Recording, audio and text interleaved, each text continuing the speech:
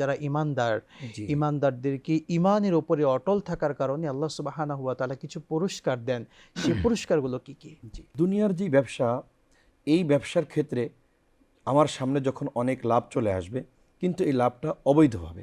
ঈমানের পরিচয় দেওয়ার একটা ক্ষেত্র যে আমি যদি মুমিন হই, ওই লাভ আমাকে স্পর্শ করবে না। নিঃসন্দেহে। অবৈধ লাভ আমাকে স্পর্শ করবে না। আমি মুমিন, আমি ঈমানের উপর অটল অবিচল থাকবো। এটা হলো ঈমানের উপরে অটল অবিচল। লক্ষ কোটি টাকা হোক, আমাকে স্মরণ রাখতে হবে আমার লক্ষ কোটি নয়, হাজার কোটি টাকা একটা ইনজেকশনের মাধ্যমে রব্বে কারিম শেষ করে দিতে পারেন। এজন্যে হারামের মাঝে বরকত নেই, হালালের মাঝেই বরকত। সুতরাং আমাকে থাকতে হবে ঈমানের উপরে অটল অবিচল। রব্বুল আলামিন বলেছেন, তাতানাজ্জালু আলাইহিমুল মালাইকা, মৃত্যুকালীন সময় সর্বপ্রথম রব্বে কারিমের পক্ষ থেকে এক বিশেষ ধরনের ফেরেশতা আগমন করবেন। আল্লাহু আকবার। তারা বলবেন, আল্লাহ তাখাফু, আল্লাহ তাখাফু। যখন বাবা, আপনজন, আত্মীয় স্বজন সকলেই দূর থেকে দূরে চলে যাবে, আল্লাহু আকবার, ওই কঠিন একটা সময়, আল্লাহু আকবার, ফেরেশতা বলবেন, সুবহানাল্লাহ, আল্লাহ তাখাফু, আল্লাহ তাখাফু, কোনো ভয় নেই, কোনো ভয় নেই, সুবহানাল্লাহ। কোনো ভয় নেই। আল্লাহু আকবার। মুমূর্ষ ব্যক্তি একটা পর্যায়ে যখন ফেরেশতাকে বলবে, আমার কোনো ভয় নেই, আমি আশ্বস্ত হয়েছি, আমি বুঝতে পেরেছি রব্বে কারিমের পক্ষ থেকে আমার এই মহাপুরস্কার, তবে যে আপনজন, আত্মীয় স্বজন যাদেরকে রেখে যাব তাদের জন্য তো মায়া লাগছে। আল্লাহু আকবার।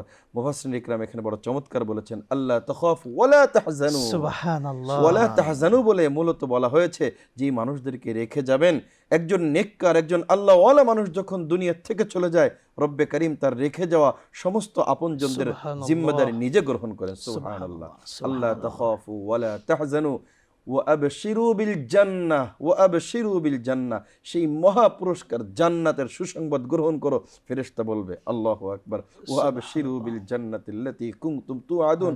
দুনিয়ার মাঝে যে আল্লাহু ওয়াদা করা আকবার। হয়েছে, প্রতিশ্রুতি দেওয়া হয়েছে, সেই জান্নাতের সুসংবাদ গ্রহণ করবে। আল্লাহু আকবার।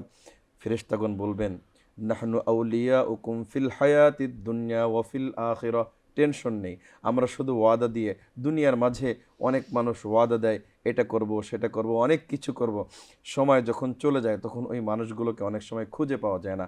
কিন্তু আমাদের রব্বে কারিমের পক্ষ থেকে ফেরেশতা যখন আসবে, আমাদেরকে ওয়াদার বাণী শোনাবে, আমাদের সাথে যখন কথোপকথন করবে, আল্লাহু আকবার, ফেরেশতা আমাদেরকে নিশ্চিত করবে, আল্লাহ তাখাফু ওয়ালা তাহজানু ওয়া আবশিরু বিল জান্নাতিল্লাতী কুনতুম তুআদুন নাহনু আউলিয়াউকুম ফিল হায়াতিদ দুনিয়া ওয়া ফিল আখিরাহ। আমরা দুনিয়াতেও তোমাদের সাথে ছিলাম, লাহু মুআক্কিবাতুম মিন বাইনি ইয়াদাইহি ওয়া মিন খালফিহি।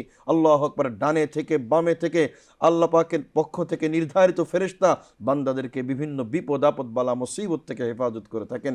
সেই ফেরেশতাগণই সুবহানাল্লাহ। মৃত্যুর সময় আল্লাহু আকবার নেককার আল্লাহওয়ালাদেরকে লক্ষ্য করে বলবেন, আল্লাহু আকবার, কোনো টেনশন করো না, আমরা দুনিয়াতেও ছিলাম এবং জান্নাত পর্যন্ত তোমাদের সাথে থাকবো। ওয়ালাকুম ফিহা মা তাশতাহি আনফুসুকুম আনফুসুকুম। ওয়ালাকুম ফিহা মা তাদউন। তোমাদের যা কিছুই মনে চাবে, দুনিয়ার মাঝে একটা ভালো সম্পদ দেখেছো, অবৈধ বলে পরিহার করেছো, আল্লাহু আকবার, একটা সুযোগ এসেছিল, রুমের মাঝে অন্ধকার, ঘরে কেউ দেখবে না, একটা ধোঁকা দেওয়ার, একটা ফাঁকি দেওয়ার, একটা ভেজাল দেওয়ার, বিভিন্ন ধরনের ধোঁকা আল্লাহর জন্য পরিহার করে এসেছো।